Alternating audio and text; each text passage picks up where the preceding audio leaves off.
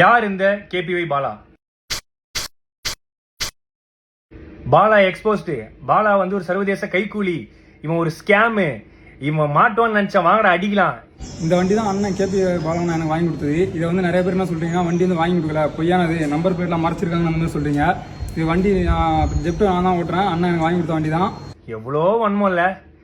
சரி ஓகே, நானும் வந்து இந்த இந்த 2 நாளா சரி ஓகே இது ஓகே இது இப்போ முடியும் அப்போ முடியும்னு பார்த்துட்டு இருந்தேன். ஒரே ஒரு படம் பண்ணேன். அந்த படத்துக்கு அப்புறம் இவ்வளோ வந்து ஏதாவது ஒன்று பண்ணுவாங்கன்னு எனக்கு சத்தியமா தெரியாது. ஒரு சின்ன கான்ட்ரவர்சி ஒன்று போயிட்டு இருக்கு இந்த ஆம்புலன்ஸ் ரிலேட்டடா. ஆம்புலன்ஸ் பார்த்தீங்கன்னா கொடுக்குறப்ப இல்லை டிடி அப்படின்னு சொல்லி மென்ஷன் ஆயிருக்கும். அது வந்து நாங்கள் கொடுத்த அடுத்த நாளே எங்களுக்கு தெரிய வந்துருச்சு அது வந்து டி மட்டும்தான். அன்னைக்கு பண்ண பெயிண்டிங் ரீஒர்க்னால வந்து டிடின்னு எக்ஸஸாக ஒன்று ஆட் ஆயிட்டுன்னு சொல்லிட்டு எஃப்சி முடிஞ்சதுனால இது நம்ம கேரேஜில் போட்டோம்.